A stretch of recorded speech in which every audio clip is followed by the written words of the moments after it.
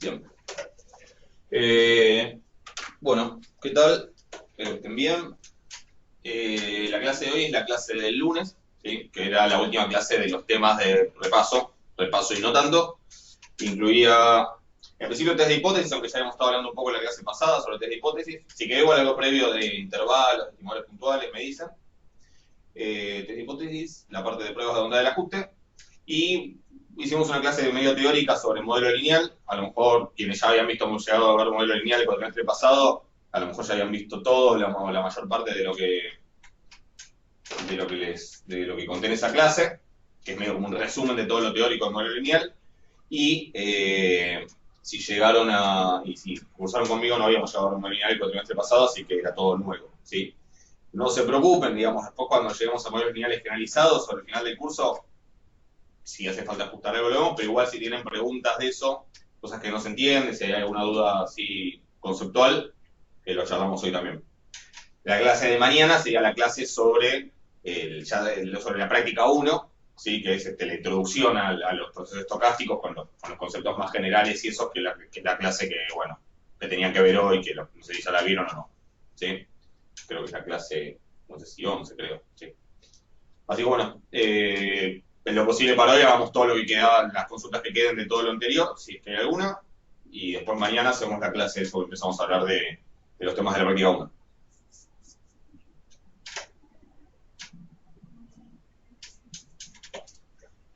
No, hola, tengo una pregunta. Sí, En realidad son dos. Yo no entendí por qué la parte en chi cuadrado, cuando es mayor que, digo, menor que 5 el estadístico ese lo juntas los dos intervalos. en la parte del chi cuadrado, ¿por qué cuando el estadístico es menor o igual que Sí, 5?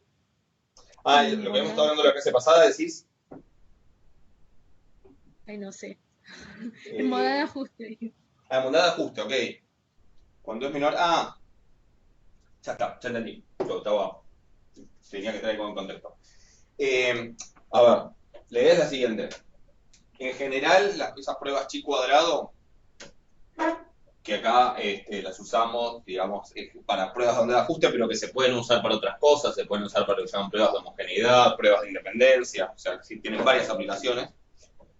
Eh, Básicamente lo que nosotros tenemos es el espacio muestral partido en varias categorías, ¿sí? No me acuerdo qué notación usé, pero C1, C2, C sub hasta acá, ¿sí?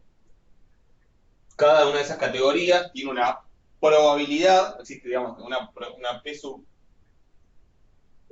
I, que es la probabilidad de que la variable aleatoria X de la distribución que estamos midiendo, tomando, caiga en esa categoría, es decir, en ese conjunto, que puede ser un número, puede ser un intervalo, puede ser lo que sea, y entonces lo que vimos es que lo esperado, ¿sí? El valor, digamos, la frecuencia esperada de esa categoría, ¿sí? Que le llamamos E sub I, creo, es N por P sub I. Es decir, si el supuesto que yo estoy poniendo una hipótesis nula sobre la distribución es cierto, lo esperado es que caigan tanto en la categoría 1, tanto en la categoría 2, etcétera. Que en general son valores de rango o intervalos para el caso continuo. Sin embargo, uno tiene valores observados, ¿sí? Que son los que efectivamente cuando yo tomé la muestra me pasaron. 5 cayeron acá, 3 cayeron acá, 2 cayeron acá, etcétera. ¿Sí? Y después entonces yo hago O sub I menos E sub I al cuadrado sobre E sub I. Y alguien probó que si H0 es cierta, es decir, si las X tienen la distribución que estamos diciendo que tienen la hipótesis nula, la distribución de la suma de esos O sub I menos E sub I al cuadrado sobre E sub I, desde I igual 1 hasta acá, tiene asintóticamente, cuando n tiene infinito, ¿qué es n? N es la cantidad de observaciones que en total va a ser la suma de todos estos valores. Si cayeron 3 acá, 5 acá, 4 acá, etcétera, la suma de todos esos es cuántas observaciones hice. ¿Cuántas observaciones tomé? ¿Ok? Cuando n tiene infinito, la distribución asintótica de esto es una y cuadrado con ciertos grados de libertad que se determinan siguiendo ciertas reglas. ¿sí? Que básicamente cuántos grados, que es como cuántos valores libres uno puede asignarle a los P sub i o a los E sub i. Que eso lo charlamos ahí en la clase, que básicamente, en general, para las pruebas de ajuste es K-1, pero si tuve que estimar algún parámetro, tendré K-1 menos la cantidad de parámetros que tuve que estimar. ¿Sí? Que eso es cuando mi hipótesis nula no es simple, no es una Poisson 5, sino que es una Poisson y no sé con qué lámina. ¿Pero estamos? Entonces lo que yo tengo es que en base a este resultado, que hay que probarlo, yo no lo probé, ni mucho menos, ¿sí? Pero se puede probar que esto tiene asintóticamente una distribución y cuadrado con cierto grado de libertad, en base a este resultado se arma el test usando precisamente, comparando esto con la tabla del y cuadrado, o tomando un valor p, etcétera, con ese grado de libertad, y obviamente se rechaza para valores grandes de esto, porque cuando estos chicos, cuando los observados y los esperados son muy parecidos, que es cuando tendría más sentido decir que H0 es verdadero. Ese es como un resumen de todo lo que hablé de bondad del ajuste al principio. ¿Hasta ahí se entiende? Sí, perfecto. ¿Sí? Bien, ¿qué pasa ahora? En la práctica. Bueno, en la práctica pasa que como esta distribución no es exacta, sino que es asintótica, es como cuando uno dice, bueno, ¿puedo hacer un test de hipótesis para la normal? Digamos, un test de hipótesis para mu usando esto y usando cuando no tengo el supuesto de normalidad, usando el hecho de que, bueno, que esto asintóticamente es una normal 0,1. Digamos, si a mí me dicen, tengo una población con esperanza mu, de la cual no sé cuál es la distribución, ¿sí? A lo sumo, asumo que tiene momentos finitos para que vaya el teorema Z límite y todo. Entonces, testear que mu es igual a 2 contra que mu es distinto de 2. Uno normalmente en ese caso, ¿qué quiere hacer? Quiere usar este estadístico, basándose en los valores de la tabla de la normal para encontrar los valores críticos. ¿Puedo hacer eso? Sí, no, depende.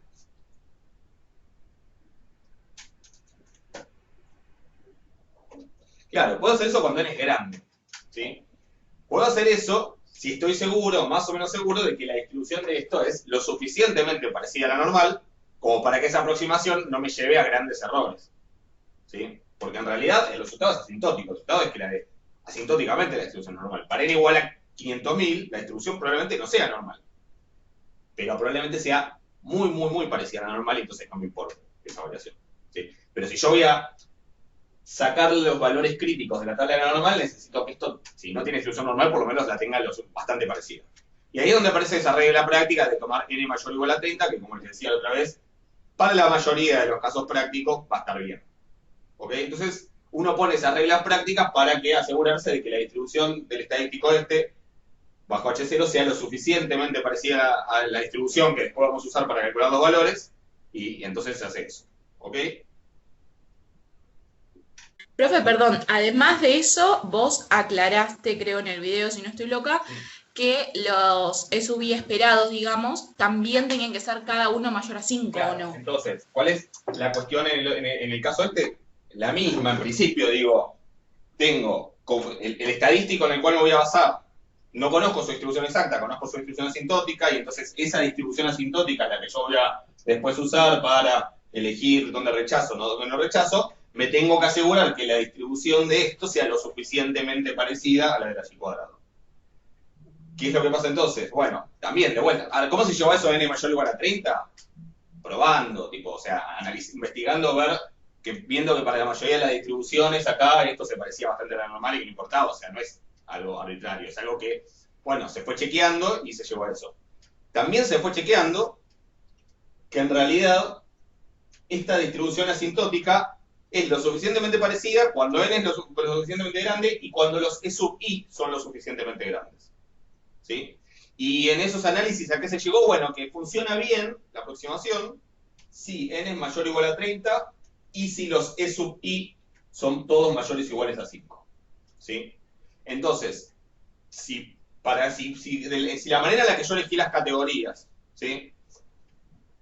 Implica que por las probabilidades que tengo y por el n con el que estoy trabajando, alguna de estas dos condiciones no se cumple, es decir, o n no es más grande o mayor o igual a 30, o alguno de los E sub i no es mayor o igual a 5, entonces, si yo uso la distribución chi cuadrado para hacer la cuenta con esto, voy a medio estar haciendo cualquier cosa.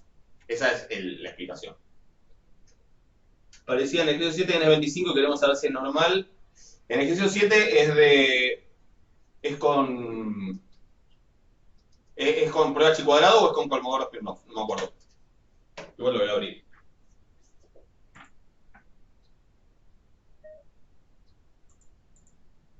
Si es las dos. Y bueno, a ver, sí, por ahí no sería lo ideal, pero háganlo. O sea, el n mayor o igual a 25, a lo mejor funciona bien también. Sí, por ahí no sería lo ideal, pero prueben de hacerlo con H cuadrado, sí, sí. Después con Kolmogorov ahí no hay ninguna limitación. Sí, Profe, sí. yo tengo una duda particular en el ejercicio 2, el inciso D creo que es en donde te pide la potencia del test. Y o sea, no se me ocurrió cómo sacarla. Vale, estamos hablando de la práctica 8. No, la 9 de esta, de bondad de ajuste. Espera, vamos de a poco. Guía. Ok, la 9, bondad, ok. Sí, el 2 que es el de la moneda, ¿no? Sí, el de la moneda, o sea, el de cara seca. Pero, o sea, no entiendo exactamente lo que tengo que hacer cuando me dice sacar la potencia del test. O sea, yo sé sacar una potencia de un test, pero ponele de un ejercicio de hipótesis. Veámoslo que es interesante porque justo ese es un caso donde podemos buscar la distribución exacta a través del estadístico. ¿Sí? Entonces, vamos a verlo. Vamos a ver cómo es el ejercicio, que es interesante. Esto se entendió entonces. Analizando se llegó a que, bueno, si uno cumple esto, funciona bien la aproximación, entonces puedo usar eso para hacer el test. Si no se cumple, si se cumple el n mayor o igual a 30, pero falla alguno de estos, lo que puedo hacer es rearmar las categorías de manera que esto sí se cumple. ¿Eso está claro? Vamos a ver bien el 2 igual.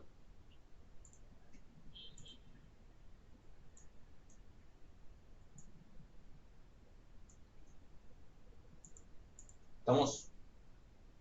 Bueno, a ver. Vamos a ver el 2.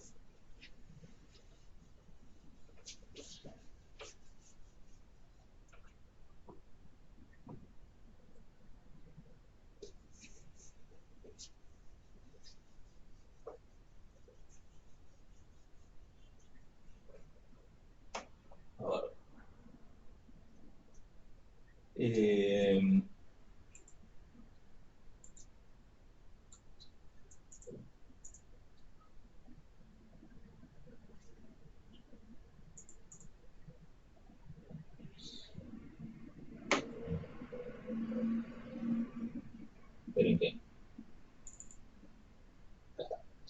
El 2 dice, al arrojar una moneda al aire una moneda se obtuvo K el 60% de las veces y seca el 40% restante. ¿Sí? Y se dice que en total se hicieron N igual 30 tiradas. O sea que 18 veces obtuvo cara, 12 veces obtuvo seca. Cara y seca, o cara y cruz, como se suele poner, porque seca se escribe con C, seca de esto. Seca de otras cosas, creo que se escribe con S. ¿Qué ejercicio es? ¿Cómo? ¿Qué ejercicio estás haciendo? El 2 de la práctica de repaso 9. El de la práctica de bondad de ajuste. Gracias. Y nada. Básicamente me dice que los O sub I, obviamente esto es lo que yo llamaría categoría 1, categoría 2. ¿Sí? O si lo quiero empezar, podría ser 0 y 1 como para una Bernoulli. O sea que, entra dentro de lo que sería bondad de ajuste. O sub I, entonces me está diciendo se tiró 30 veces, 60% fueron cara, quiere decir que 18 veces fue cara y 12 veces fue seca. ¿Sí? Entonces N es igual a 30. ¿Ok? Dice, ¿puede sostenerse con un nivel alfa igual 0,10 que la moneda está equilibrada? Bueno, ¿qué sería que la moneda esté equilibrada? Que las probabilidades P sub I son ¿cuánto? 0,5 y 0,5. O sea, que H0 es que P sub I es 0,5. Ahí igual, que los dos P sub I son 0,5. Si la probabilidad de seca es 0,5, la probabilidad de cara es 0,5. ¿Ok? Eso sería la hipótesis nula. Si quieren lo pueden interpretar como una Bernoulli un medio. ¿Sí? Está el lo que estaríamos testeando. H1 ¿qué es? Bueno, es alternativa que no.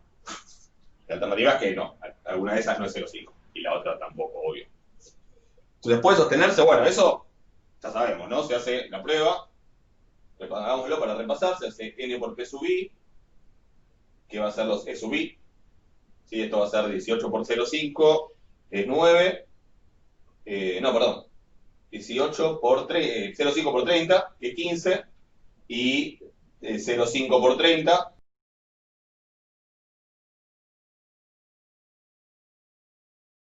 Si es cierta la hipótesis nula, esto es lo que efectivamente obtuve. Cuanto más parecidas sean esas dos cosas, más creíble es la hipótesis. Sí, más razonable es la hipótesis. ¿Se cayó esto? Porque me dicen se reparó la conexión con el servidor. ¿Me escuchan? ¿Se cortó? No, está perfecto. Perfecto, ok, listo. Mejor por un instante. Entonces, digo, cuanto más parecidas sean estas cosas, más razonable, más sostenible es la hipótesis. Entonces, ¿qué vamos a hacer? Vamos a hacer O sub i menos E sub i al cuadrado sobre E sub i. Y esto es, bueno, no sé si hicieron la cuenta. Tienen 0,6, es este. Y el otro también, ¿no? Creo que dan iguales acá, sí, por un tema de simetría. Da 0,6, 0,6, o sea que da 1,2 el estadístico, el y cuadrado test. El estadístico prueba da 1,2. ¿Sí? Nosotros sabemos que bajo H0, el estadístico de prueba, no, ahora es un número, pero digo previo a la toma de la muestra, ¿sí? Cuando todavía no sé cuánto va a dar, esto tiene asintóticamente, o sea, la suma de estas cosas tiene asintóticamente, cuando n tiene infinito, una distribución y cuadrado con k menos 1 grados de libertad, que es la cantidad de categorías, que son 2, así que acá es con 1 grado de libertad, no tuve que estimar nada, así que no tengo que gastar nada más, tiene una y cuadrado con 1 grado de libertad. En la práctica, ¿lo voy a poder usar? Bueno, sí, porque n es mayor o igual a 30 y los dos E sub i son mayores o iguales a 5. O sea que en la práctica puedo usarlo. ¿Ok? ¿Qué voy a hacer para hacer el test? Bueno, opción 1, busco en la y cuadrado con 1 grado de libertad, que recuerden que la forma es así, ¿no? Tiene una asíntota cuando es con 1 grado de libertad, porque es como una gama con alfa menor a 1. Voy a buscar para esa y cuadrado con 1 grado de libertad cuál es el valor y cuadrado 1, 0,1, que es el que acumula 0,1 para la derecha. 270 es perfecto. 2,7. No sé si estuvieron viendo. ¿Alguien vio la clase de R sobre distribuciones?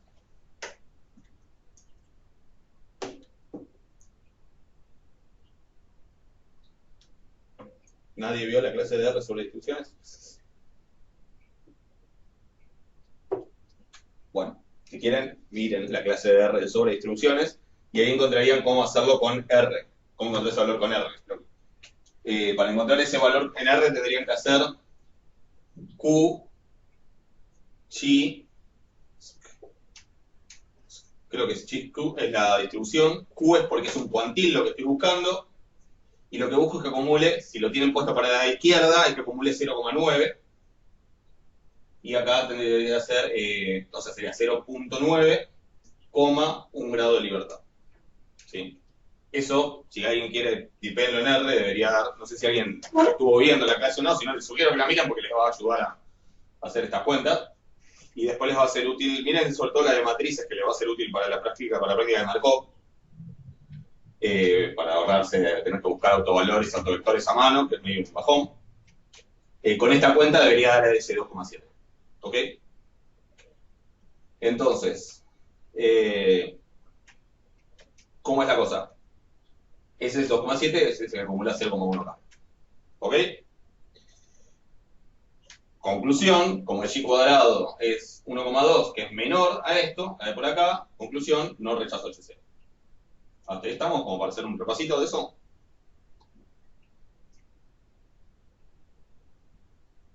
¿Alguna duda? ¿Cuánto te daba el p-valor? No diste el p-valor todavía, en realidad me dijeron acá el valor de la tabla, el 2,7. ¿Sí? Ahora hablo del cachito del p-valor. Pero digo, una opción sería buscar el valor de la tabla que acumula 0,1 a la derecha, y eso, entonces si mi estadístico cae de este lado, rechazo. Si me cae de este lado, no rechazo. Como caso Perfecto, no. y más chico, no rechazo. Esa es una opción. La otra opción es buscar el p-valor. ¿Qué sería buscar el p-valor? Bueno, mi estadístico dio 1,2, es buscar qué probabilidad tengo acumulado de ahí para el lado de rechazo. Esta probabilidad de acá es el p-valor. ¿Alguien sabe qué comando tendría que usar en R para... No todo la sintaxis, pero qué comando tendría que usar en R para encontrar esa probabilidad acumulada ahí? Ahora vemos en particular cuál, pero qué cuenta hago, pero... Bueno, si nadie lo vio... Exactamente, P-Chisq, lo mismo, Chisq porque es la chi cuadrado, pero es con P porque lo que estoy buscando es una probabilidad. Perfecto, y tengo que hacer 1 menos, ahí tengo dos opciones, puedo hacer 1 menos, porque en realidad la función así como viene me lo va a dar para la izquierda, entonces sería 1 menos P chi de 1,2, o sea, de 1.2 sería en R, lo quiero poner con la sintaxis correcta, 1.2, coma, y el parámetro que viene acá es el grado de libertad, 1, eso debería dar, o pueden poner 1.2, 1, coma, gracias, perfecto, veo que lo copiaste de R. O podría poner coma y está el parámetro de... No me acuerdo cómo se llama el parámetro, pero es el parámetro que me dice de el lower tail, exactamente. Lower.tail igual false, le ponen, y entonces me va a dar directamente el otro lado. Eso, acá es lo mismo. Mientras se cuenta que tienen que restar uno, está todo bien. Por ahí es útil eso cuando no está escribiendo cosas más complicadas, pero pueden cambiar el parámetro de lower.tail para ponerlo falso y entonces que me dé la cola para la derecha. Si no, hacen uno menos, y entonces me dio 0,2. Perfecto, 0,27. ¿Ok?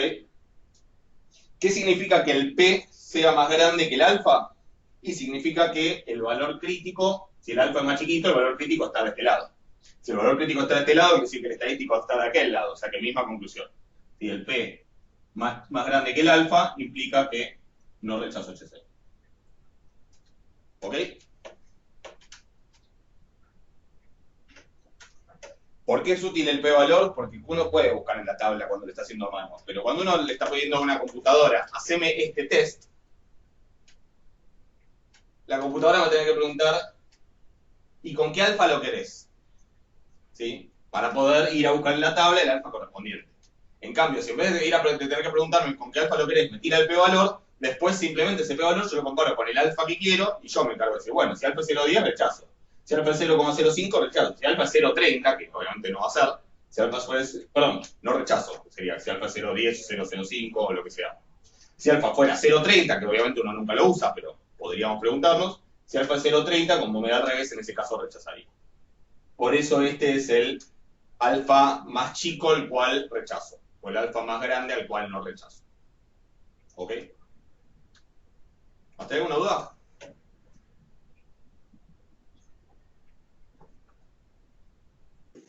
Yo tengo una duda. Me acuerdo que al principio del curso habían preguntado si había mucha diferencia entre RStudio y R. Sí. Sabiendo manejar RStudio, R es bastante parecido. Me acuerdo que habías dicho que RStudio era como más lindo, más agradable para usar. RStudio es más, tenés que tipear menos código. ¿Sí? Yo tengo planeado subir en algún momento una clase sobre alguna introducción a RStudio para que lo vean. Es eso, tenés que escribir menos código. En algún momento te puede limitar, digamos, si vos querés escribir ya algo más rebuscado, que implique, no sé si alguien llegó a ver la clase que subí, la última, sobre control de flujo y eso.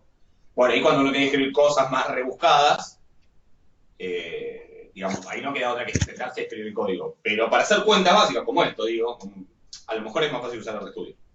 Si quiero cargar dos matrices y multiplicarlas, seguro es más fácil hacerlo en RStudio. ¿Se entiende? Eso es un poco la idea.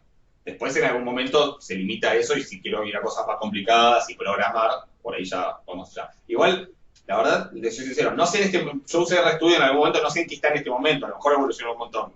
Ahora me lo iba a bajar y lo iba a mirar bien para hacer también una clase sobre RStudio como para que haya también algo sobre el tema. Pero para lo básico seguro que es mucho más cómodo usar el RStudio. Yo porque ya estoy reacostumbrado a tipear hasta 5x8, pero sí. Es eso, es más amigable. Puedes usar el mouse, digamos, a eso voy. ¿Se entiende? Perfecto, gracias. De nada. Después traten de mirar las clases de guerra, así también hacen consultas de las dudas que pueden ir surgiendo, que está bueno. Acostumbrarse a usarlo. Ya sé que no es lo único que tienen para hacer, no no se preocupen, pero sugerencia. Acá estamos, ¿no? Vamos a ver el punto B. Sí, hasta acá bien. Bien, dice, ¿cuál sería la conclusión si los mismos, punto B, ¿cuál sería la conclusión si los mismos porcentajes se obtuvieran en una serie de n igual a 100 tiradas? O sea, es cambiar ahí, o sea, es cambiar en donde sacar los porcentajes de vuelta de las observaciones y volver a hacer lo mismo. Serían, ahora, si fueran 100 tiradas, las observaciones serían 60 y 40, ¿no? 60 y 40. Y las esperadas serían 50 y 50. Es como para ver cómo influye el tamaño de la muestra en esto con las mismas proporciones. ¿Sí? Chequémoslo, a ver qué da para 60 y 40, perfecto. 100 y 100, no, perdón. 50 y 50. Y estas quedan 10 al cuadrado 100 sobre 52, ¿no? Cada uno. Pues estoy diciendo bobada. Sí, 2. Dan 2 y 2. Perfecto. 2 y 2. El estadístico de prueba me da 4. El chi cuadrado no cambia porque de vuelta es con un grado de libertad. Porque los grados de libertad no dependen del n. Sí, al sumo el n lo que hace es que la distribución asintótica vaya a funcionar, sea más confiable. Pero el chi cuadrado es sigue siendo con un grado de libertad, o sea que va a seguir siendo 2,7 el valor crítico. Y entonces la conclusión es que... ¿Qué pasa? Si me dio 4 y el valor crítico es 2,7. Rechazo, ¿sí? ¿Eso qué me dice?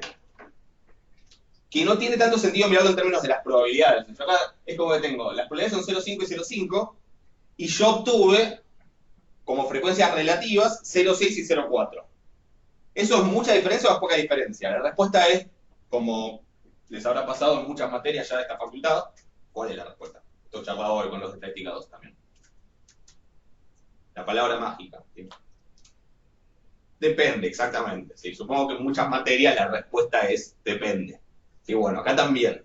Si lo miro solo en términos de probabilidades y frecuencias relativas, 0,6 y 0,4 es una desviación, una diferencia muy grande respecto de 0,5 y 0,5. Depende. ¿Depende de qué? Del n. Si el n es muy chiquito, además de que por n muy chiquito obviamente no vale la distribución asintótica, pero olvídense de eso, incluso si conociéramos la distribución asintótica, es como que, bueno, que se desvíe 0,1 para arriba 1 y obviamente en consecuencia 0,1 la otra para abajo. Bueno, en muy pocas repeticiones es esperable. Piensen en lo siguiente. Si yo tengo una moneda equilibrada y la tiro 3 veces, como mínimo, ¿cuánto se va a desviar esta probabilidad respecto, o sea, en la probabilidad de acá es 0, si es equilibrada, la probabilidad de acá es 0,5. Como mínimo, ¿cuánto se va a desviar la frecuencia relativa? Si tiro 3 veces la moneda.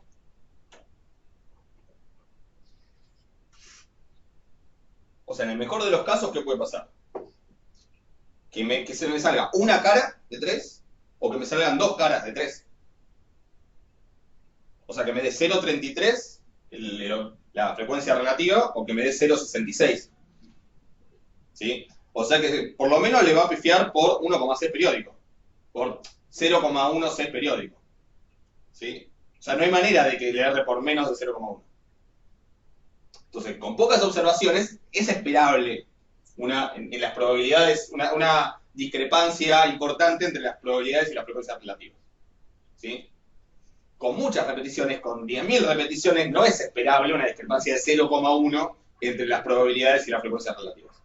Eso es un poco lo que me está llevando a la conclusión acá. Y por eso lo tengo que mirar en términos de frecuencias absolutas, digamos, esperadas y observadas. ¿Se entiende?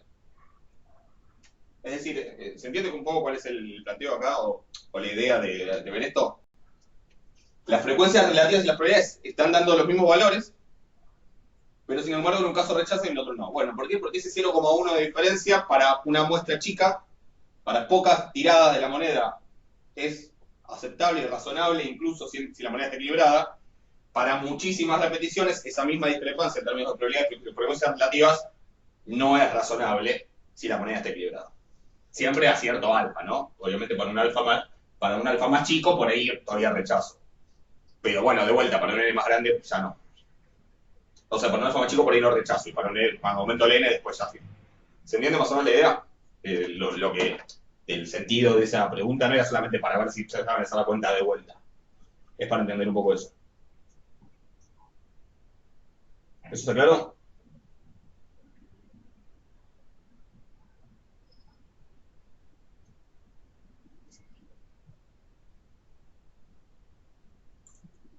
Bien. Entonces, ahora me dice, fíjese que entonces yo tengo, si n era 30, no rechazaba. Si n es 100, sí rechazo. Entonces el punto C va un poquito más allá y me dice, bueno, hallar todos los n para los que se concluye que la moneda no está equilibrada. Es decir, hallar todos los n para los cuales se rechaza H0. Suponiendo que tengo el mismo alfa de 0,10 y los mismos porcentajes que antes, o sea, 0,6 y 0,4. ¿Se entiende? Bueno, volver a hacer la cuenta, pero para un n genérico. Y entonces voy a tener, si es 0,6 la probabilidad de cara y 0,4 la probabilidad de seca, voy a tener, entre comillas, 0,6n. En realidad voy a tener, en realidad esto va a tener sentido solo para ciertos valores de n que hacen que esto dé entero. Pero no importa, pensémoslo como si pudiera. ¿Sí? Para ciertos valores de n esto no va a tener sentido, porque si esto me da con coma no puede ser una frecuencia observada. Podríamos poner una parte entera, no la quiero complicar, pero podemos con ese detalle igual obviarlo y saber que, bueno, para los valores de n que valga tiene sentido.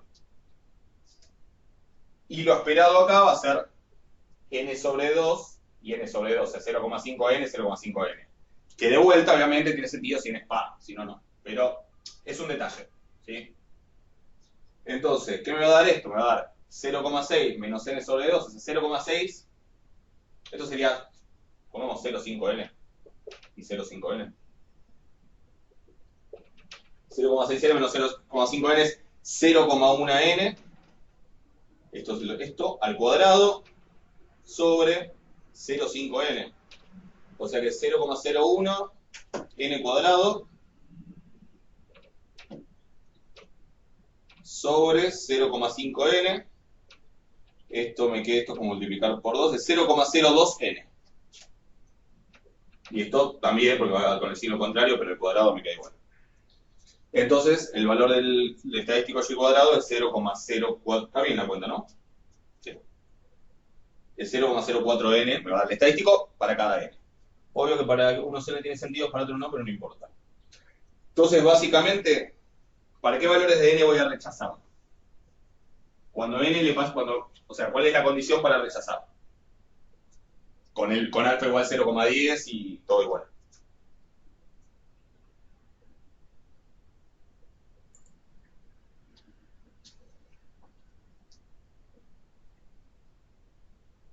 Estadístico mayor a 2,7, o sea, necesito 0,04 n mayor a 2,7.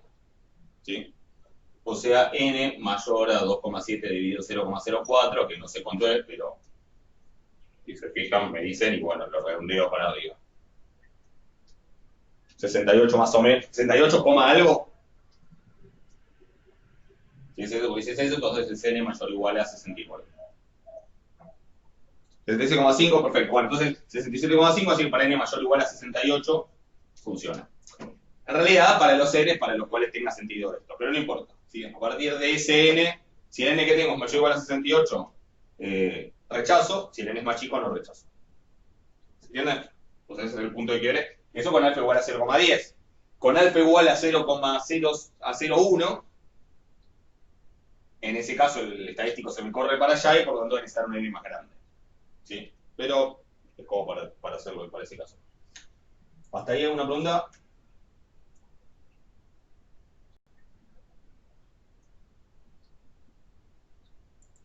Entonces llegamos al D, que es el que me preguntaba Ana, creo.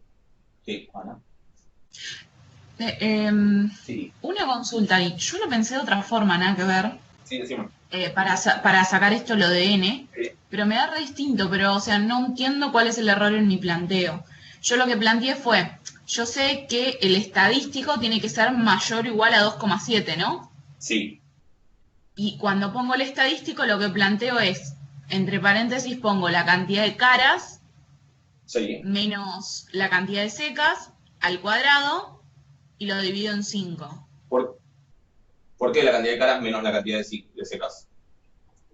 No, espera, puse 10. No sé qué hice, ahora que lo estoy viendo no sé qué hice. Ah, no, ya sé.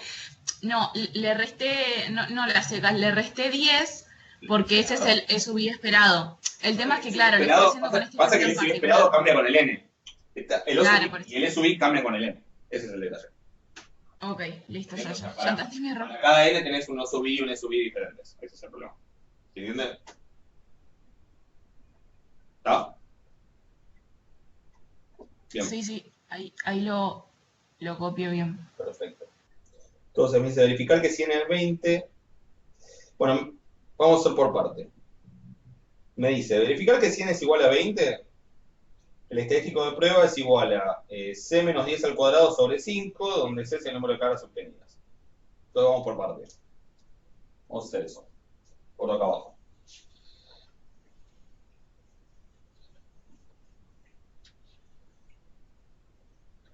Si n es igual a 20, bueno, si n es igual a 20 ya tenemos las cuentas hechas, así que...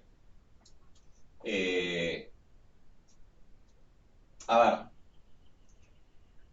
Ahora como me va a hacer un planteo de potencia, ¿sí? No voy a pensar lo que efectivamente estamos... Hasta ahora veníamos suponiendo que tomo la muestra y ¿qué sale de la muestra? 60% de caras, 40% de secas, ¿ok?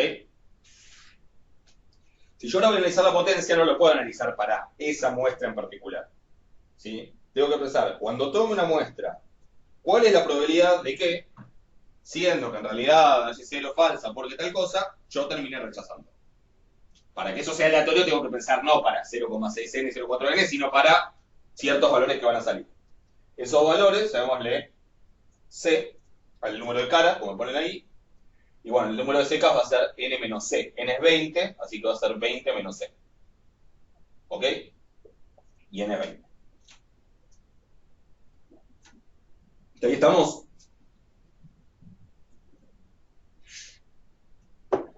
Después entonces me dice que pruebe que el estadístico es igual a c menos 10 al cuadrado sobre 5. El estadístico, ¿qué va a ser? Bueno, si n es 20, esto va a ser 0,5 por 20, que es 10. Y esto también va a ser 10. Esto va a ser c menos 10 al cuadrado sobre 10. Y esto va a ser 20 menos c menos 10, o sea, observado menos esperado, al cuadrado sobre esperado, que es 10. Así que el estadístico va a ser c menos 10 al cuadrado sobre 10 más 20 menos c menos 10, que sería 20 menos c menos 10 es 10 menos c. 10 menos c al cuadrado sobre 10. Y estos dos términos son iguales, ¿no? Porque el orden de la resta esta no importa porque está al cuadrado. ¿Lo ven? Así que esto en realidad es 2 veces lo mismo. Si es 2 veces esto, se me cancela con el 10, me queda c menos 10 al cuadrado sobre 5. ¿Ahí estamos?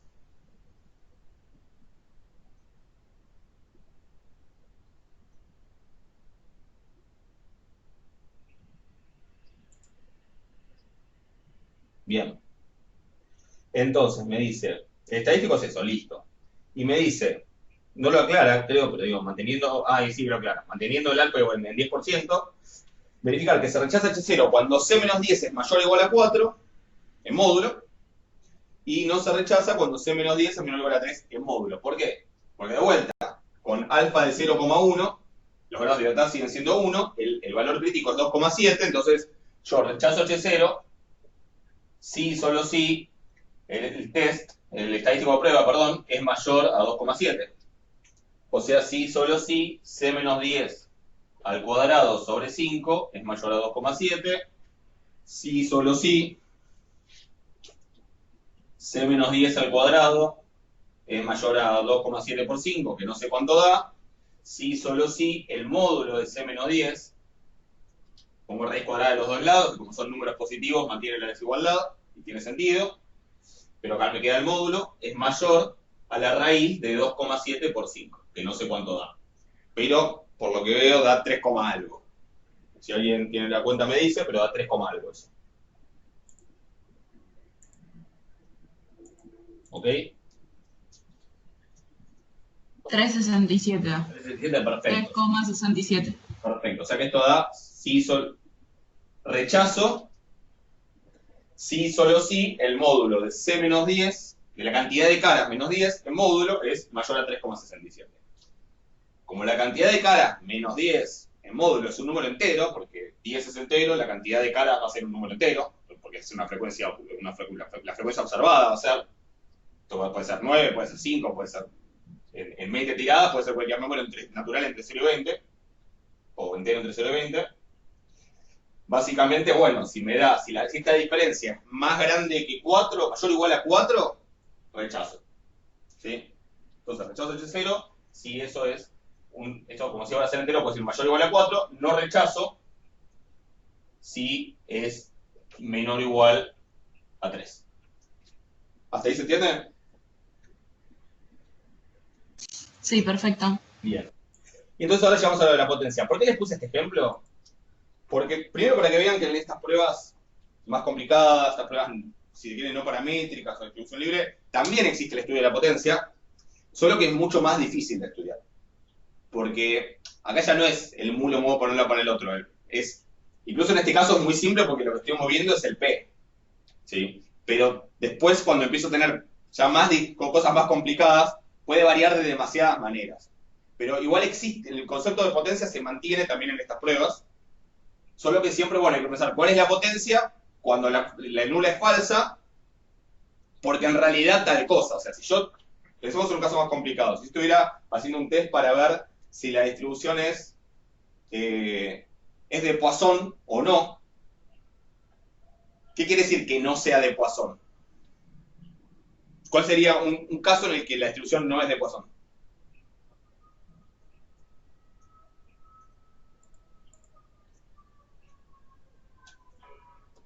O sea, ¿por qué, digamos, un caso en el que la hipótesis nula de que la distribución es Poisson es falsa? Bueno, no sería de Poisson si, por ejemplo, en realidad la distribución es binomial. ¿Se entiende? Pero también si la distribución es geométrica, o también si la distribución es una Bernoulli, o si es una, qué sé yo, binomial negativa con R igual a 7 y P igual a 0,2. ¿Se entiende que en cualquiera de todos esos casos, y en una recontra infinidad de otros casos, sería falsa la hipótesis nula de que la distribución es de Poisson?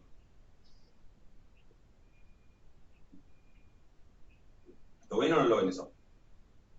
¿Sí? Entonces, en teoría, después hay que ver si es fácil o no hacerlo, pero en teoría, uno para cada uno de esas posibles alternativas, podría estudiar la potencia de esa prueba con la que estoy testeando si la distribución es o no es Poisson. Pero tengo que hacerlo porque H0 es falsa, porque tal cosa, no porque H0 es falsa en general. Acá, en ese caso, la idea de curva de potencia es más difusa, porque en realidad son tantas las cosas que puedo mover que en realidad ya la curva de potencia no es una función de una variable, es una función de infinitas variables de alguna manera. Y entonces es más complicado. Pero siempre igual puedo hacer el estudio de cuál es la potencia si en realidad pasa tal otra cosa. ¿Se entiende? Existen otras herramientas un poco más rebuscadas que usan herramientas de un área que se llama análisis funcional para estudiar esto con un poco más de detalle. Pero lo único que quería dejar en claro con este ejercicio es que sigue existiendo posible hablar de potencia en este caso. Lo que pasa es que, bueno, hay que especificar bien la potencia si pasa qué cosa en lugar de la hipótesis nula. ¿Eso se entiende? En este caso me dicen, si en realidad la moneda está cargada, porque, o sea, si es falsa la hipótesis nula de que está equilibrada. Bueno, si es falsa, ¿cómo? Acá me dice, si es falsa porque en realidad la probabilidad de cara es 0,6. ¿Sí? Si es falsa porque en realidad esta no es 0,5, es 0,6. Entonces, ¿cuál es la potencia del test? O sea, ¿cuál es la probabilidad de rechazar H0? ¿Se entiende? Y lo mismo, bueno, si P 0,9. O sea, para diferentes valores de P me pide la potencia. ¿Estamos de acuerdo? Entonces, ¿cuál es la potencia, cuál es la probabilidad de rechazar H0 si en realidad H0 es falsa? Porque la probabilidad de carga no es 0,5 sino que es 0,6. Acá sí todavía tendría sentido hablar de curva de potencia porque esto depende, con un único valor ya estoy definiendo. Pero ya, si tuviera en vez de 2 posibilidades, 3 posibilidades, ya no podría hablar de curva de potencia como una función de una variable. ¿Sí? Entonces se va complicando. Pero bueno, quería hacer un caso de eso para que vean que también existe. Entonces lo que me dice es cuál es la potencia en ese caso y cuál es la probabilidad de rechazar H0. Bueno, y entonces acá es donde me sirve todo lo que hice antes. Rechazar H0 es lo mismo que pase qué cosa.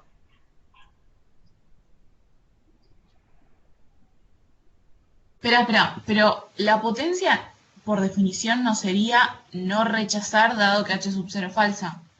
No, la potencia es lo correcto, es rechazar. Que cuando H0 es falsa, lo que vos querés, lo que querrías es rechazar. ¿Se entiende? O sea, si es falsa, estaría bueno rechazar H0. Entonces la potencia es eso. Es una definición igual. Y en el no rechazar es el beta, que es la probabilidad de error tipo 2. ¿Está claro o no? Sí, no sé por qué la anoté mal, se ve que la miré mal. Ah, bueno, no, pero igual, ojo que hay libros donde esto le llaman, bueno, hay libros donde se llaman beta esto, pero, o sea, nosotros le decimos potencia a la probabilidad de rechazar H0 y lo interpretamos con pi. Y es eso, porque es lo correcto, digamos. Si es falso, la decisión correcta es rechazarlo.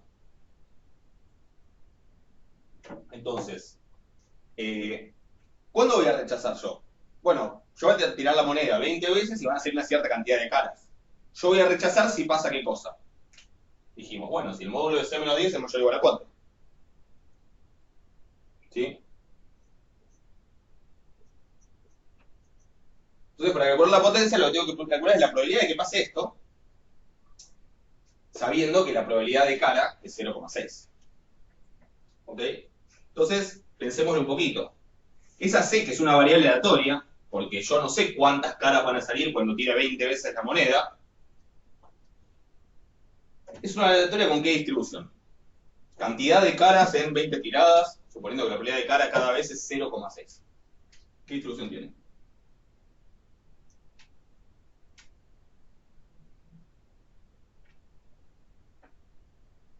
¿Alguna idea? No tiene por qué ser. Ah, me contesté cualquiera.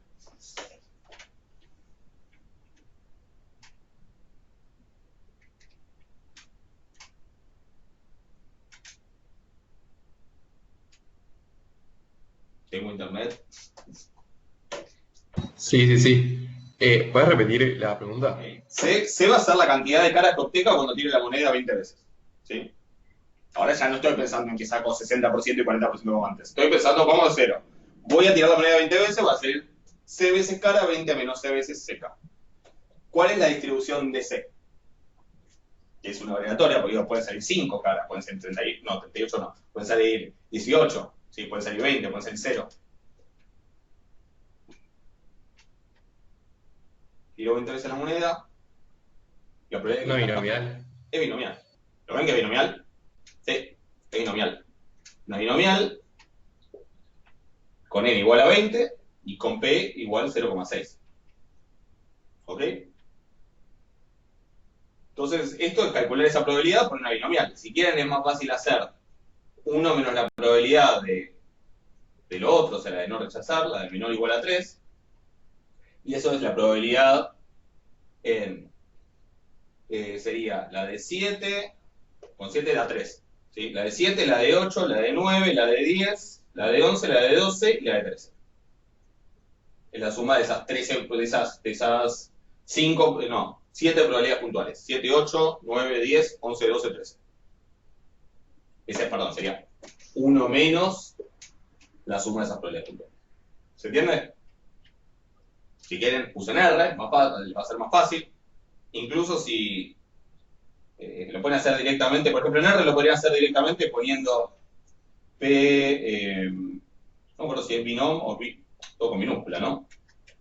me acuerdo si, bueno, busquen cómo era la binomial, que no me acuerdo, y P binomio, no sé, lo que sea, y acá en vez de poner de a uno los números, pueden poner 7, 2.13, para que les genere un vector que tome los valores 7, 8, 9, 10, 11, 12, hasta 13, y les va a tirar como respuesta un vector con cada una de estas probabilidades. Y después, si quieren, bueno, acá le van a poner los parámetros, y después, si quieren, acá pueden poner sum, ¿sí? Que es el parámetro, que es la función que me suma todos los elementos de un vector. ¿Sí? Y eso le va a dar directamente y hacen 1 menos eso, y les va a dar la respuesta. Digo, para practicar un poco de R. Si no, agarran la tabla binomial, o hacen las cuentas con la binomial de estos 7 cosas, hacen 1 menos la suma, y les da la respuesta. ¿Sí? Y si P es 0,9, lo mismo, pero en vez de usar una binomial 20,06, una binomial 20,0,9. ¿Se entiende? Sí, o sea, lo que haces ahí es, pasás digamos, el 10 para el otro lado. Claro, o sea, si querés podés decir módulo de C menos 10 menor o igual a 3, ¿qué sería? Módulo de C menos 10 menor o igual a 3, es lo mismo que decir C menos 10 entre 3 y menos 3, C entre 3 más 10, 13, menos 3 más 10, 7. O sea, sumás 10 en todos y te queda 7. Sí, C. perfecto. ¿Estamos? Exacto. Listo. ¿Alguna duda por eso? Binom.test. Tengo una pregunta que nada que ver. Sí, un Tengo minuto. una- Acá Gonzalo me pregunta Binom.test. Binom.test es para hacer una prueba que se llama prueba binomial. Que acá sería... Acá me dice... Bueno, ¿se escucha o se cortó? Sí, se escucha. Ok. Acá Gonzalo me dice Binom.test. Pero Binom.test es para hacer una prueba que se llama prueba binomial, que es una prueba no paramétrica. Acá sería P-binom, creo. ¿Sí? Creo que sería P-binom lo que tienen que usar. Que P es porque van a calcular una probabilidad. ¿Sí? Sí, ¿quién me quería preguntar algo? Yo, que tengo una aplicación para calcular las probabilidades en el Sí, parcial, puedes ¿se puede usarla. usar? Puedes usarla tranquilamente. Puedes usarla mientras estés segura de que sabes usarla. Sí. Eso simplemente. Gracias. Tengan mucho cuidado, digo, acá están los detalles de si acumula para derecha, para izquierda y todas esas cosas. Pero si la saben usar, no hay problema. Claro, buenísimo, gracias. De nada. A ver, y aunque les dijera que no pueden, no puedo evitarlo, así que no. Igual los dejaría, igual podrían, pero no, tampoco lo puedo evitar. Bueno, ¿alguna otra consulta de algo? De todos estos temas, de ajuste, de modelo lineal, de test.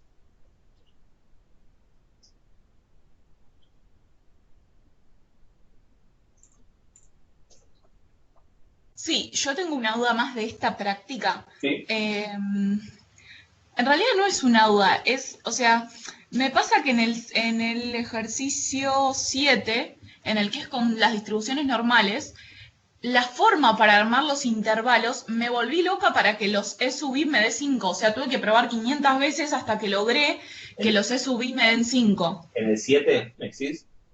Sí. Ahora esperamos un segundo. Para, una cosa. Acá le contesto a Agustín, o Agustina, no sé. Aus, le contesto a Aus. P binom 7 a 13, 0,1. ¿Por qué 0,1?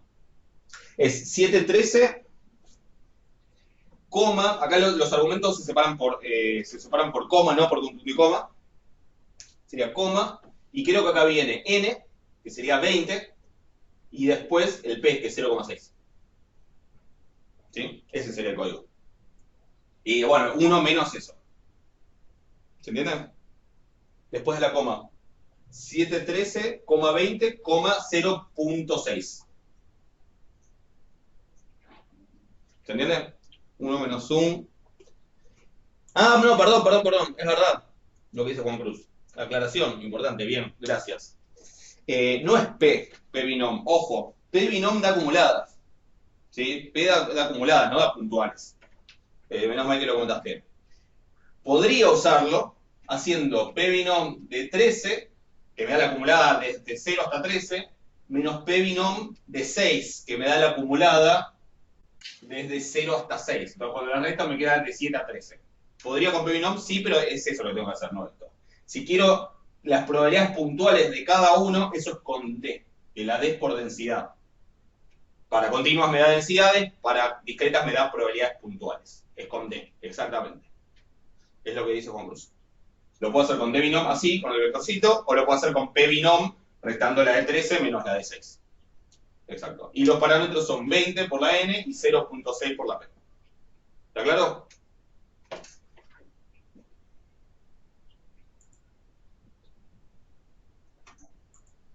A ver qué le digo este.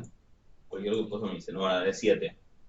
El saldo en pesos de una cuenta corriente bancaria elegida al azar se puede interpretar como una variable continua. Para estudiar la forma de la distribución de dicha variable, se toma una muestra de 25 cuentas corrientes de un grupo de bancos del sector y se observaron... el tema de para las categorías, el que es mayor o igual a 5. ¿Ese es el problema?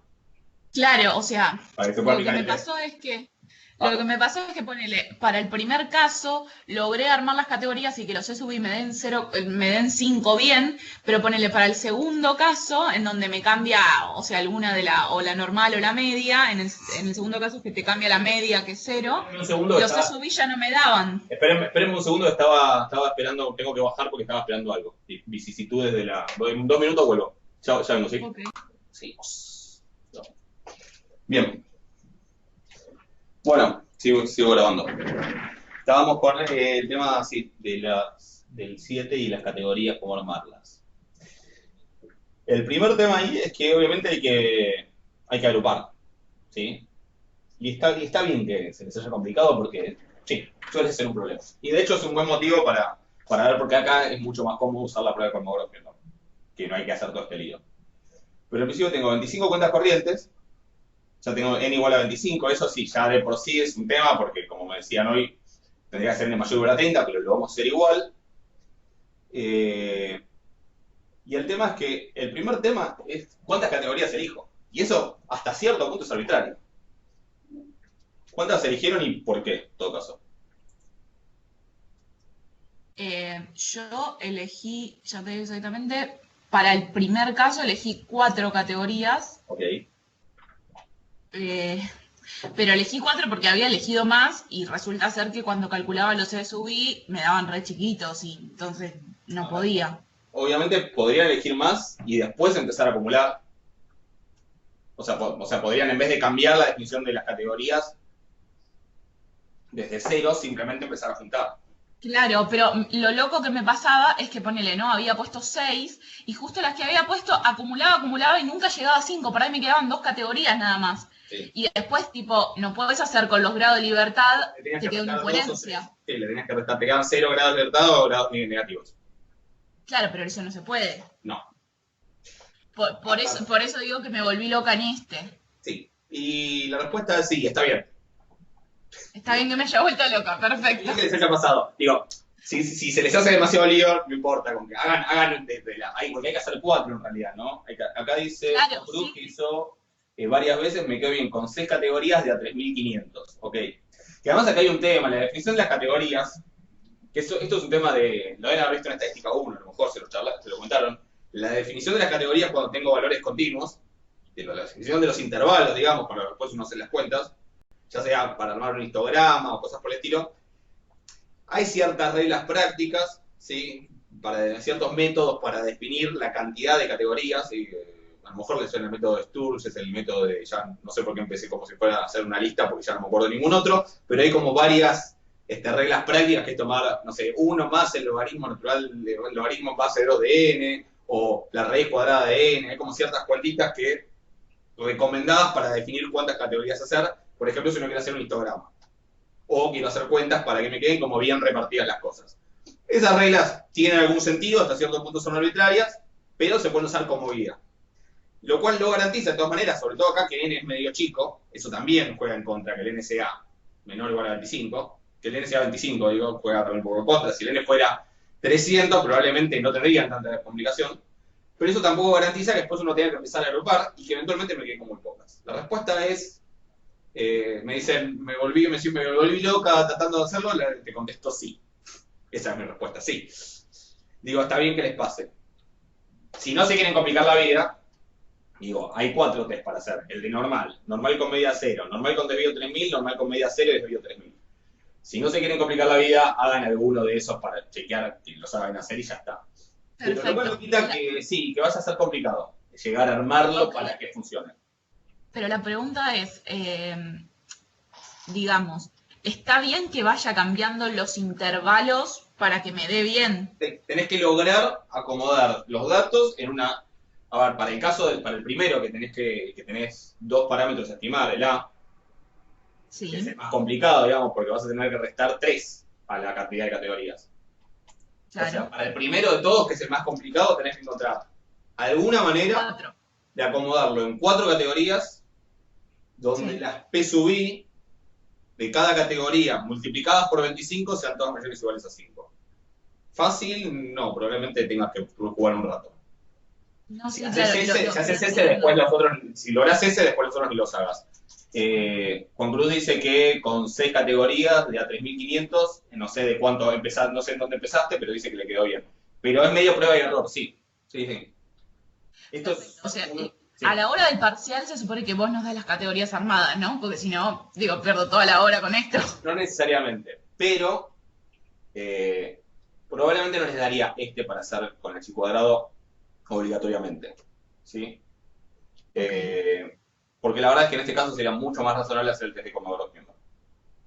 Porque es más fácil, porque no involucra todas estas arbitrariedades en el fondo, así que sería mucho más razonable hacer la prueba de Kolmogorov mismo en este caso. Después, yo en este mismo Porque ejercicio... además tenés 25, con lo cual, así que no debería pasar esto en un parcial.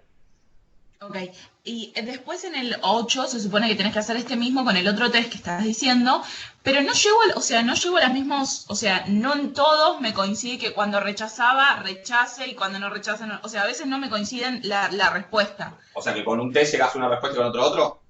Exacto. Sí. También puede pasar. Okay. Sí. Puede pasar, sí, puede pasar tranquilamente. Digo, ¿por qué? Porque Es tan arbitrario la forma de armar los intervalos, tiene lógica que... Sí, es que en realidad, sí, son 2 test distintos, pueden dar 2 cosas distintas. Obviamente, si en uno llegaras a la conclusión de que recontra rechazás o que recontra no rechazás, sería raro que en el otro llegues a la conclusión contraria. Pero si es medio border la situación, puede pasar que... Claro, sí, ese es el caso. ¿Cuál es la única certeza que podés tener en ese caso? Que por lo menos uno de los 2 test cometiste por lo menos uno de los 2 tipos de error. Okay. Es lo único que sabes. O sea, sabés que uno está bien y el otro está mal. O sea, no que uno está bien, está mal. Los tests están bien hechos, digo. Sabés que en uno llegaste a la conclusión correcta y en el otro cometiste error. De tipo 1, de tipo 2, según en cuál te equivocaste. ¿Cuál? No sabés, porque obviamente si supieras en cuál te equivocaste, sabrías si H0 es verdadera o falsa y hoy no veníamos, digamos. ¿Okay? Sí, no, clarísimo. O sea que lo único que sabés en ese caso, pero sí, puedes llegar a conclusiones distintas con 2 test distintos, obvio. Sí. Pero, digamos, es un poco la idea de esta práctica, que vean todos esos detalles, digamos, que son ciertos, son la realidad. ¿Se entiende esto? No, después o sea, en el 8, que haces el test el de Kolmogorov, es como que es, me parece a mí, ¿no? Mucho más certero, porque, o sea, usás realmente los valores de X que te dan y no armás intervalos arbitrarios y demás, o sea, me parece menos más confiable. Hay menos arbitrariedad, y eso es un punto a favor, digamos. No quiere decir que los otros estén mal. Digamos, ¿cuáles son los puntos a favor? Hay más de uno. Uno es que hay menos margen de arbitrariedad. El otro es que estás usando una distribución exacta. O sea, si bien no estudiamos nosotros exactamente cuál es la fórmula de la distribución de Kolmogorov-Pirlo, los valores que están en la tabla salen de una distribución exacta. Salvo para n muy grandes que están como una aproximación que aparece al margen inferior de la tabla. Está subida la tabla del campus, ¿no? Sí, yo lo miré de ahí. Igual también, por ejemplo, en la mayoría de las aplicaciones que tengan, y en R, yo ahora no me acuerdo cuál es el comando para la prueba de Kolmogorov, pero creo que es kolmogorov.smirnov.test, algo así. Googleen Kolmogorov-Smirnov en R o in R en Google y les va a aparecer cuál es el comando para la prueba de Kolmogorov-Smirnov, que creo que está en el paquete base. Pero pero digamos, lo pueden hacer también con R, digo, tampoco necesitan sí o sí usar la tabla. Pero hoy tienen la tabla, esos valores son la distribución exacta del estadístico de la prueba con del módulo, del máximo de los módulos de las diferencias. O sea que es otro punto a favor, estoy usando una distribución exacta y no una asintótica. Obvio que para n grande, la distribución chi cuadrado de la prueba chi cuadrado es bastante, la aproximación es buena, y ya eso ya no sería un problema, pero sigue estando el problema de la arbitrariedad en la toma de las categorías. Digamos, por eso, sí, vamos a ponerle, es más recomendable el de conmovedor, lo cual no quiere decir que el otro esté mal. Pero sí. Un poco la idea de esta práctica es que vean todas esas problemáticas. Digamos que, digo, uno se queda con la idea de que la estadística es una ciencia exacta, y hasta cierto, digo, la teoría de la probabilidad es exacta, es matemática. La teoría de la probabilidad es matemática. ¿Sí? Es una teoría matemática. Defino ciertos objetos para los cuales planteo ciertos axiomas y todo va. La estadística, como implica una bajada de la realidad de eso, implica interpretaciones de las cosas, implica, bueno, a veces ciertas arbitrariedades, y entonces es exacta en la parte en la que yo digo la distribución asintótica de esto, cuando n tiende a infinito, es una chi cuadrado con k menos 1 de la eso es exacto. Ahora, ¿cómo uso eso después para resolver un problema de la realidad? Y sí, ya no deja de ser una ciencia exacta y empieza a ser una ciencia aplicada, y por lo tanto empiezan a aparecer estos problemas, y es importante que lo vean, porque ustedes se van a dedicar a eso. Ustedes van a usar toda esta teoría para resolver problemas de la realidad. Pueden hacer trabajo más teórico, menos teórico después, pero si se dedican, si laburan de actuarios o actuarias, van a tener que bajar la realidad. Entonces está bueno empezar a ver esas problemáticas. Y hasta qué punto está bueno también intervenir lo menos posible, que intervengan lo menos posible las decisiones de uno, que a veces se puede, a veces no se puede, digo, también no hay que tomar decisiones. Pero bueno, también un poco la idea de esta práctica es eso. Así que a todos esos problemas que me plantean, la respuesta es sí. ¿Ok? Sí, sí, perfecto. Perfecto, bueno. ¿Qué más? ¿De este tema o de algo más?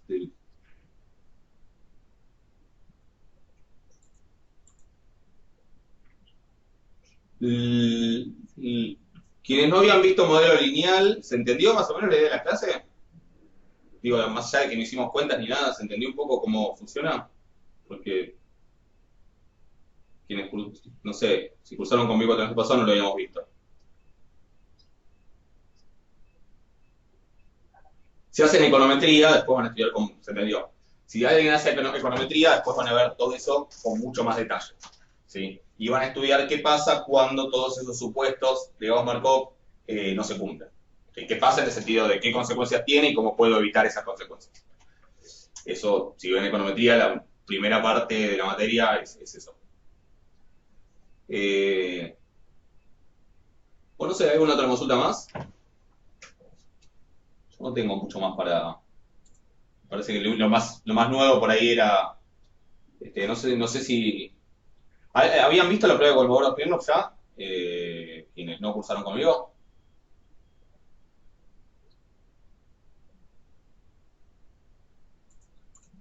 Sí.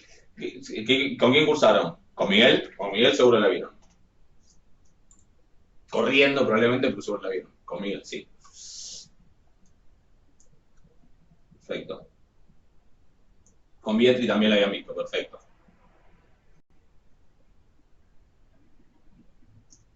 Después de pruebas, no hace falta ahora, pero sí les comento que estas son como las más básicas. Existen otras pruebas de onda de ajuste.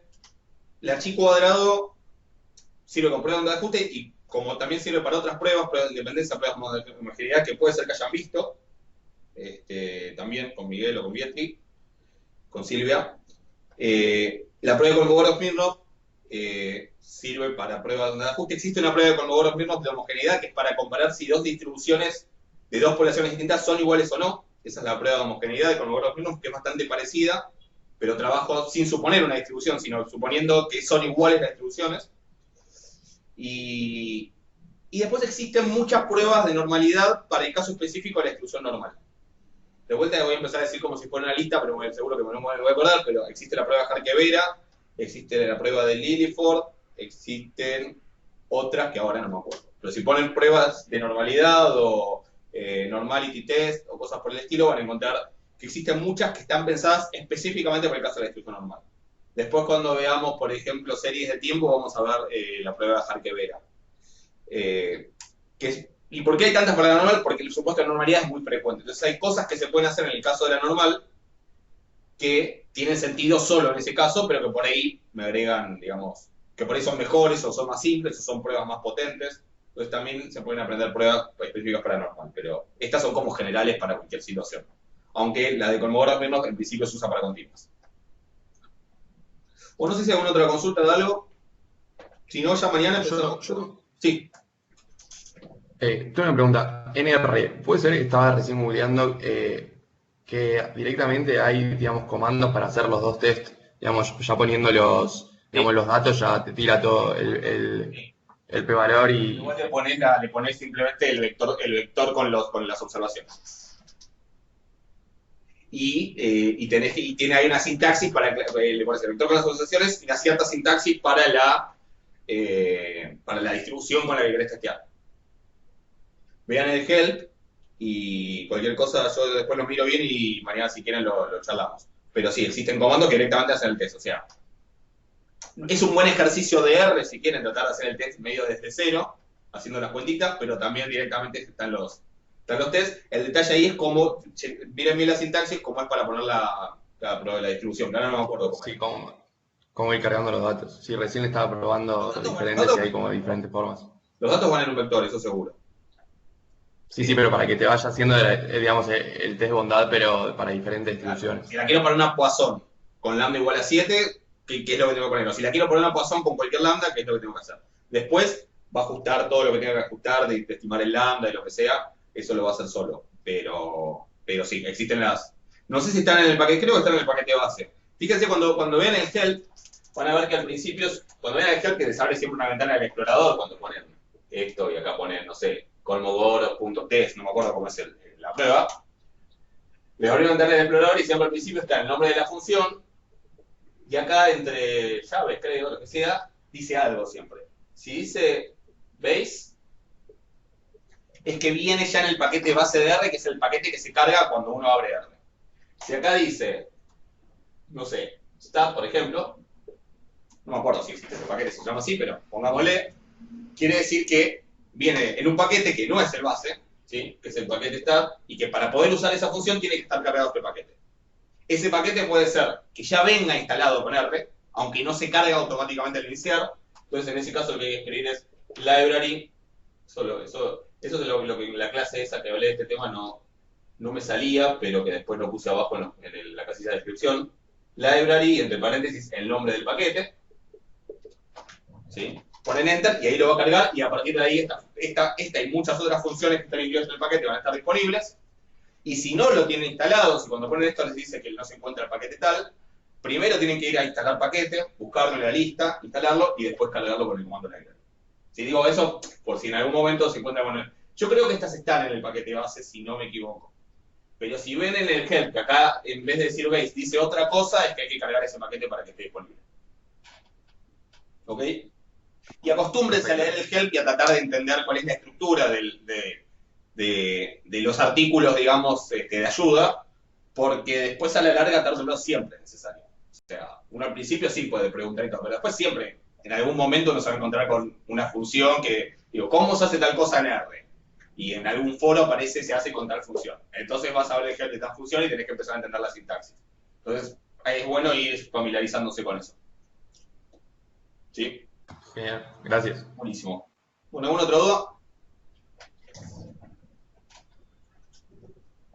Bueno, si no hay más dudas, nos vemos mañana. Si no vieron la clase 11, creo que es, traten de verla. ¿Sí? Es la primera clase sobre la materia, corresponde a la práctica 1.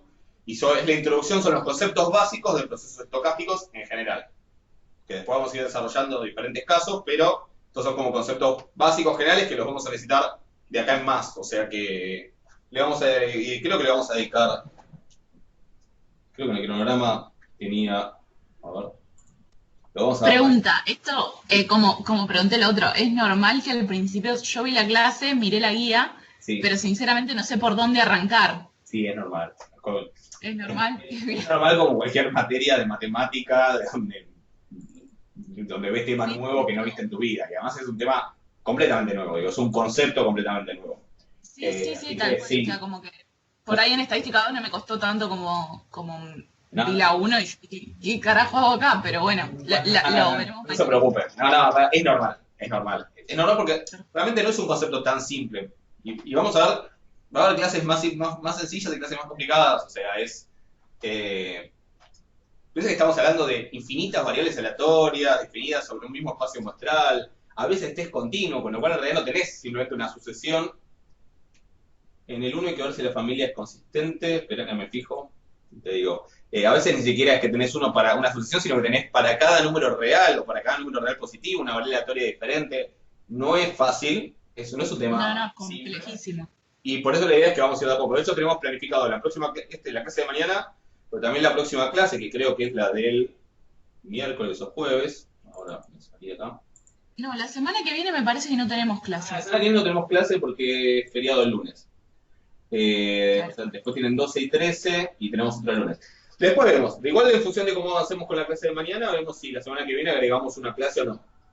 No les voy a Bueno, cambiar los días de clase teórica, pero si hace falta agregamos una clase la semana que viene, si no, recién sería el otro lunes. Después mañana lo vamos viendo.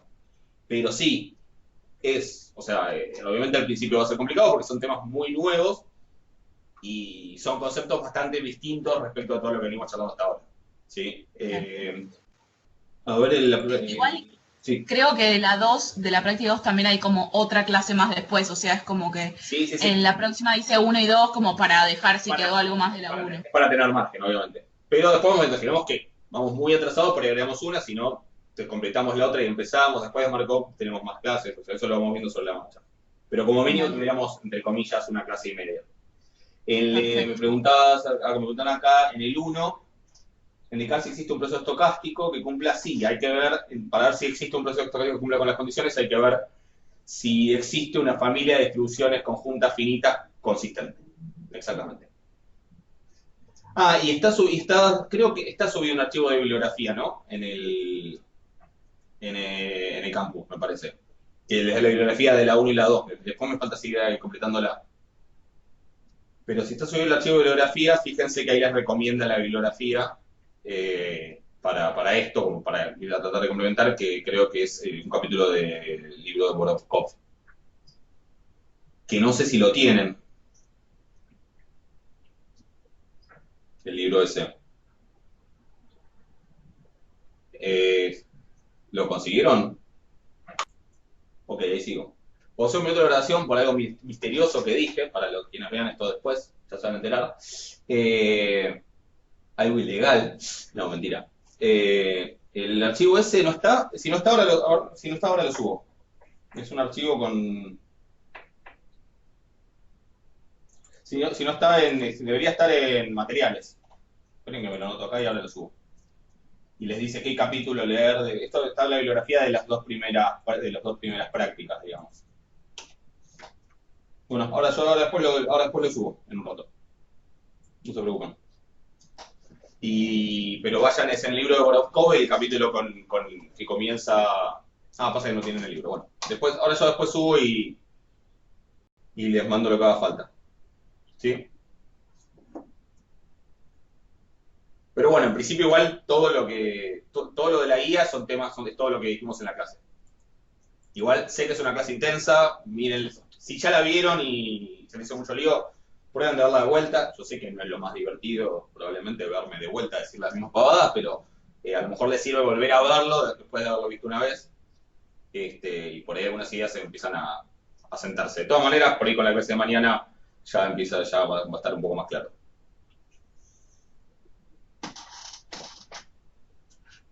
¿Ok? Bueno, yo después les paso todo por el campus lo que falta. Bueno, de nada, nos vemos mañana. Cualquier duda que quede también de lo anterior, lo charlamos. ¿Sí? Bueno, Dale, gracias. de nada. Chau. Hasta mañana, que anden bien.